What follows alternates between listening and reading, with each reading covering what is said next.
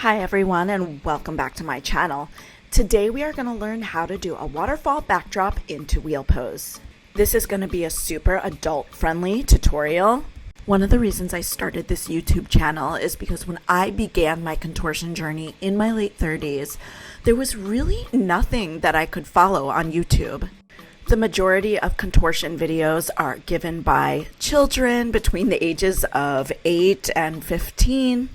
But as adults, we've built up injuries, fears, phobias. If an 8-year-old were to fall out of a backdrop, it's very different than if an adult with prior injuries, maybe pelvis problems, maybe sacrum problems, were to fall out. So all that being said, we're going to go through this step by step on how to get a nice, solid, strong backdrop. And step number 1 would be to make sure your Wheelpose is strong and solid. Also, to be clear, for anyone that does gymnastics that's watching this video, what gymnastics people call a bridge is what I am referring to as a Wheelpose. My contortion training is very yoga based, so I usually refer to yoga terms. In yoga, we refer to what I'm doing right now as a bridge pose. When focusing on backbending in my flexibility class, I often have the students do 5 to 10 minutes of bridge pose work like this. When we do our drop back, we're using the strength from our legs, our butt, our thighs to help us drop back slowly. So it is important to strengthen all of that. A bridge pose is also the first expression of a Wheelpose, so you always want to make sure it looks nice and strong. You want your hips to be raised as high as possible. Shoulder blades squeezing behind you. Try to press everything up to the sky. If you have a Wheelpose that looks like this, watch, hands are behind, hips are pressing up, but look how bent my arms are. Look how close my head is to the ground. You have some arm work that needs to be done. If you tried to backdrop onto a Wheelpose that looks like that, you could hit your head on the ground.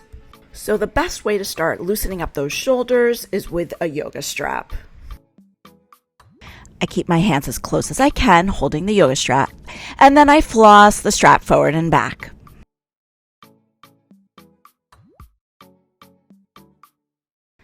As you do this, always see if you can maybe bring those fingers a little closer together. Challenge yourself. Also, make sure as you floss, your shoulders aren't going back and forward 1, 2, 1, 2, 1, 2. We want the shoulder blades to be moving simultaneously. My next favorite shoulder opener is a puppy pose. In your puppy pose, you want your booty directly above your knees.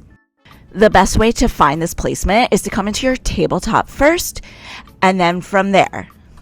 I slide my arms down in front of me. My hands are about half a foot distance away from each other. And it's hard to tell in this video, but my gaze is actually forward and not down to the ground. However, my chest is resting on the ground. Not everyone's chest touches the ground their first time trying puppy pose. Just keep doing it. Eventually it will. And you can also make it harder at some point by adding blocks under the forearms, under the hands, under the chin. Next up, we need to work on our upper back strength. A strong upper back will help your overall back flexibility, but also when you're dropping back, you need strength in your upper back to help you make the movement nice, slow, and controlled. I'm doing my favorite upper back strengthener here, which I call back crunches. My legs are glued to the ground, and I'm using my back to lift myself up. I am not propelling myself with my arms. From there, I come into a Sphinx pose, forearms on the ground. I push through my forearms, pull through my hands as I straighten my elbows, Cobra pose. I've said this in my other videos, and I'm saying it here again. My Cobra pose is not passive. I'm not just pressing through my hands and dumping the bend into my low back. I'm always trying to pull my chest through my arms and curl my back behind me. I'm squeezing through my shoulder blades. Again, I never let up that press of the hands into the ground. When I hold this for a long time, I get super fatigued. As you can see, I'm bending and straightening my arms. That helps me get deeper into my back bend. As everything starts to open up, that's when I can bring my hands a little closer to my waist and rinse and repeat everything from scratch. I usually spend 5 to 10 minutes working on my Cobra pose. I have to say, my backbend never came naturally to me. When I first started on my journey, I'd hold a Cobra pose for maybe 20-30 seconds and just be like, oh, it's no good, I can't backbend. It wasn't until I started visiting and living in these poses longer that I started to see a lot of progress. And yes, while active flexibility is most important, passive stretching is very helpful too.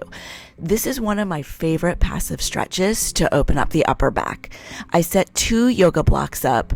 The top block here is on the high setting. You can also set the top block on the medium setting.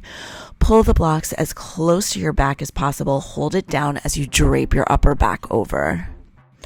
Once you get acclimated to this pose and the pins and needles calm down a little bit, you can clasp the opposite elbow in each hand and bring your arms overhead.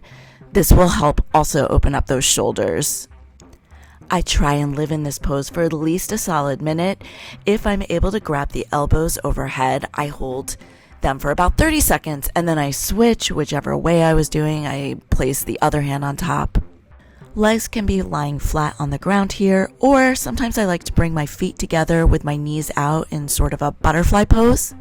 Now that we know all the back opening and strengthening exercises to do, it's time to get serious about our wheel pose. So again, can't backdrop into a wheel unless we have a strong, secure wheel. So let's work on it. So here I am on the ground. My knees are bent. My feet are flat just within my yoga mat. Hands are by my ears, fingertips down. The first step would be to press your hips up to the sky. Push through your hands and then straighten your elbows. And then we're just going to hold it for time. It's always good to play with rocking forward and back in your wheel pose. You can walk your feet a little closer to your hands if it feels good. Maybe even straighten your legs, pressing your body weight over your fingers. You should be able to hold a wheel pose from 30 seconds to a minute minimal. Again, the first time I did a wheel pose, I was like, no, thank you, bye-bye. It comes over time. Every day you hold it a little longer until it is comfortable for your body. Now, if you're thinking, Lori, you said this was an adult-friendly video. I have arthritis in my wrists. I cannot be holding a wheel pose for 1 minute. My wrists will explode. Well, this is the problem solver for that. Place 2 yoga blocks diagonally against the wall. Give them a little punch. Make sure they're in there solid. Again, diagonal. Flat against the wall is not going to help your wrists. When you place your hands flat on the blocks, fingertips down, in the center, it lessens the flexion of your wrists. Personally, I love working on this version of wheel pose too because I feel like I can get my hips higher and stretch my arms out more. Make sure you hold for time, and while we're holding this, if you are enjoying this video and finding it useful, please hit the like and subscribe button. Besides supporting me and my channel, you'll get updates when I post similar videos. Alright, back to the backdrop content. We are feeling nice, strong, and secure in our wheel pose. Before we start working on our backdrops in the center of the floor, you should be able to walk up and down the wall super easy. Now I rearrange those blocks so they are flat against the wall. I place my wrist just in front of them. I press up into my wheel pose. And then I walk up those blocks first and continue my journey up the wall. Walking up the wall is easier than walking down the wall, so you may want to just start with practicing walking up only, coming back to the ground, getting back in your wheel pose, walking up. But if you are ready to walk down, I step about an arm's length distance away, and then leading with my hands, I float back. Remember, when you're backdropping, you always want to relax your head down. Never look up to the sky. And I return to my wheel. If you're thinking, Lori, that was so easy. Okay, now do as many as you can up and down in a row. I remove my yoga blocks from the wall and I'm just going down and up as many times as possible. In the flexibility class I take, my teacher makes us do 10 of these without stopping, no breaks. When doing 5 to 10 in a row is easier for you, you are definitely ready to work on your backdrop center of the floor. So we're moving away from the wall, but let's do a hanging back bend first. I place my hands on my belly for support, press my chest forward, engage my abs, round back, just like we were doing in the Cobra pose. And from there, I just hang out. I make sure my legs are strong. I'm engaging my glutes and my quads. And if I feel safe, I can even release my hands and maybe bring my arms overhead. And we are ready to do our backdrops. Let's go. Eventually, we'll drop back with our arms starting overhead, but this is our first one, so let's start with our hands on our bellies. Make sure you're squeezing those abs tight.